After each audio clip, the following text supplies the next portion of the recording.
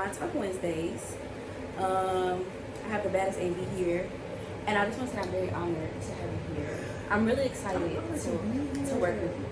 Like, all bullshit aside. I have a YouTube partner. This feels good. Yes. We put it on for the night. Yes. So, I want to do Wine Talk Wednesday and just talk about girl things. And when we were together last week, we brought up the topic of being a stepmom, becoming a stepmom, being in a relationship with someone who has kids. After, like, we both said this, we would never let anybody with children. And here God is laughing at our faces. Laughing. Like, ah! Like, all that. Laughing. Like, oh, you said no children, you said. Mm-hmm. The love of your life as a child. Mm-hmm. Yep. Our children. Yep. So, I think for me, I just got to a point where it was like, fuck it, I could be missing out on the love of my life.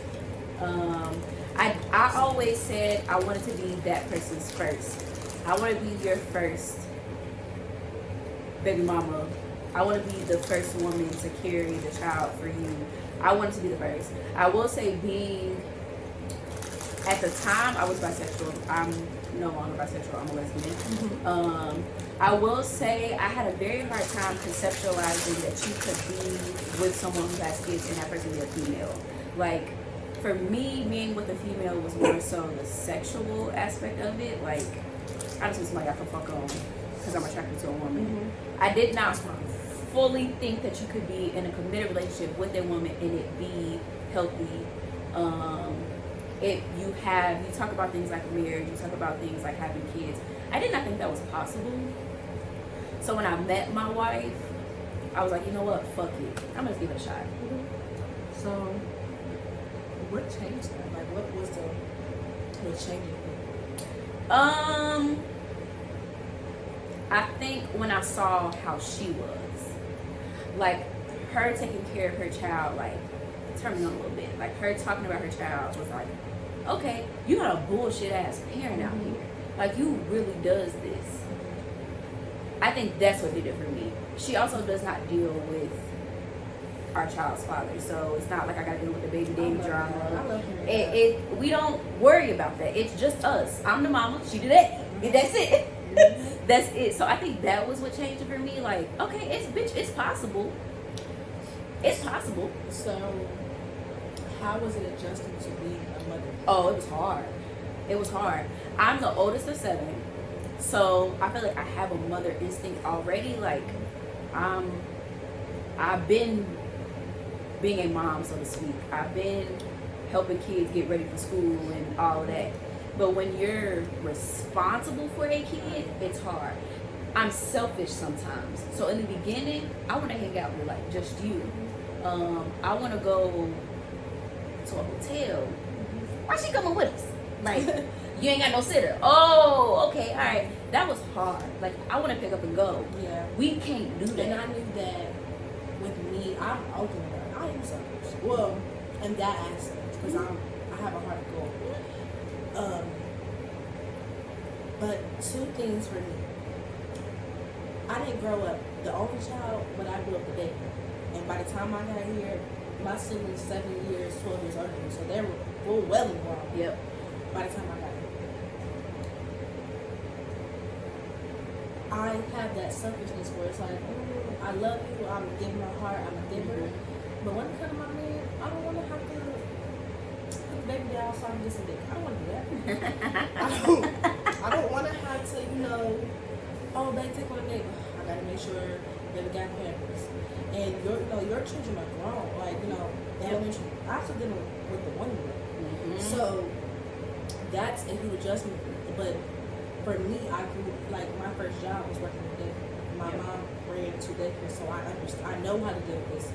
And I think for me, because I also had a goddaughter and I raised her from birth. I had my nephew I raised from birth. So raising children wasn't something that was difficult for me, but I can't do his baby back. Yep. See, when you have a god baby and you have a nephew, hey, come get your fucking kid. Mm-hmm. Or where can I drop this kid off at? Yep. But with this baby, you're stuck with this baby. You you stuck with this baby. I can't get this baby back. Mm-hmm. Where am I? Damn, it ain't her time yet. It ain't her time. It ain't her day. Yep. So I think like I am adjusting to it now, and she's adjusting to me. But like, I think really what it is, like she's a crybaby at times, and I fucking hate crybabies. I hate crybabies really bad. But I know that she's crying because she's going through a lot. She's just she's about to turn 2, teething, growing up, adjusting to me, adjusting, because for the first half of her life, her parents were together. They're not together no more. So it's like, I'm an adjustment. But I'm going to make sure that I love this baby like she's my own. Because, for one, I love her father with everything, and I am in love with him. So that means I have to be in love because they're a package deal. Yep. Because I know what it's like to be the child. I was raised by a single father, so I know that I'm not going nowhere.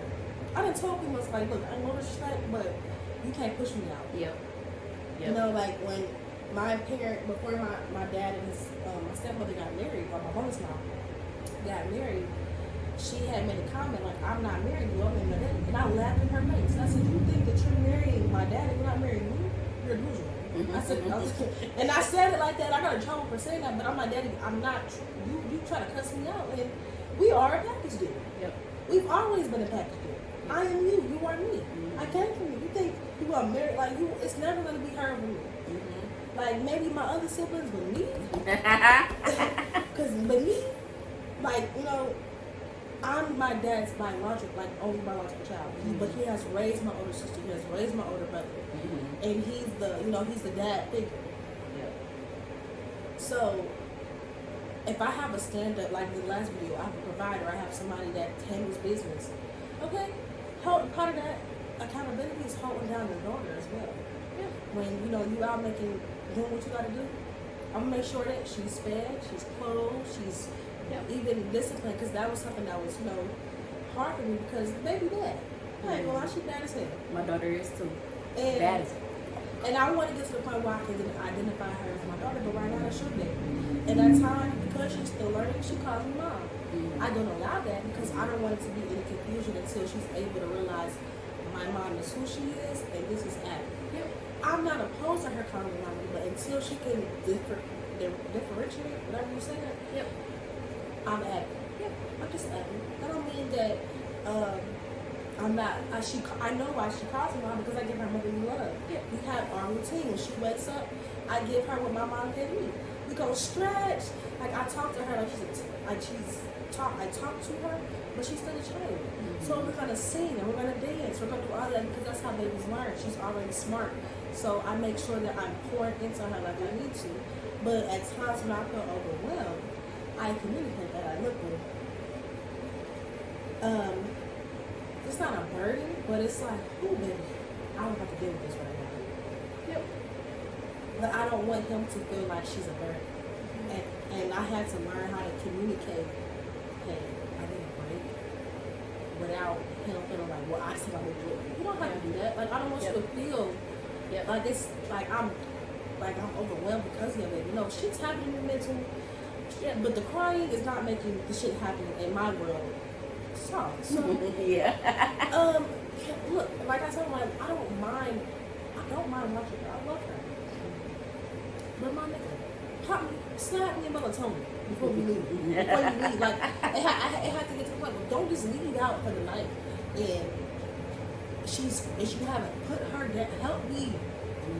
Like, make this easier for me. I think your situation is much different than mine because when I met my daughter, she was 7 going on 8. So she was self-sufficient. Like when I would watch her, I didn't have to wipe your ass. I didn't have to change you. I just had to make sure you eat. And at that point, you can tell me what's wrong. I think your situation is way different. But I'm not. But and he can even say to this day, I do not mind. I want to take her to work with me. I want to take her because that's the homie.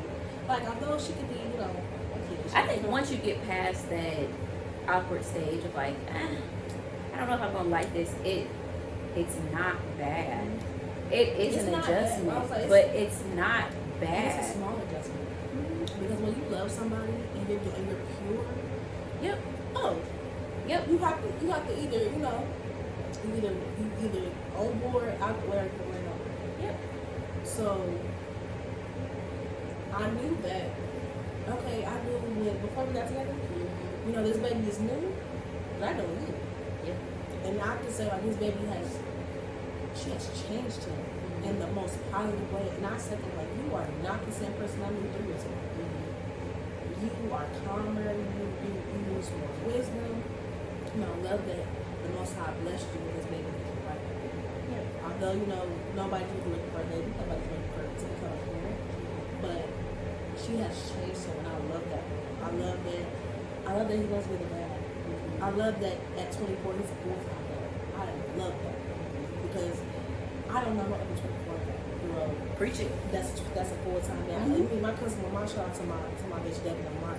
But that's because he was raised in a 2-parent household, and you know he wasn't going for that. But I got that close friends who don't see their child as much. Like he has his child all fucking time. Yeah. And even if he don't got her, I got her. And if I don't got her, and she with someone, you know, with her mom, but I don't worry about that. But it's like I know that he's a phenomenal dad, and I that's something I love about him, because although I had the mindset, even though we don't communicate, I want her to know that when your baby's with me, she's in great hands. What do you feel like this being in this situation has taught you about yourself? As far as a kid, I'm gonna be an amazing mom. Because I always thought I wouldn't be because of my relationship with my mother. And because my mother and grandmother has always told me, like, oh, you're not gonna be a good mom. Goodbye. Cage. Thank you. You're not gonna be a good mom, or you know, I got crucified for not knowing, instead of just saying, you know, like for example, when she was teething, she would cry throughout the night, and I did not know what the fuck she was crying for. So my mom said, hey baby, she's teething. She's like, oh, you're gonna be horrible at this. How do you not know?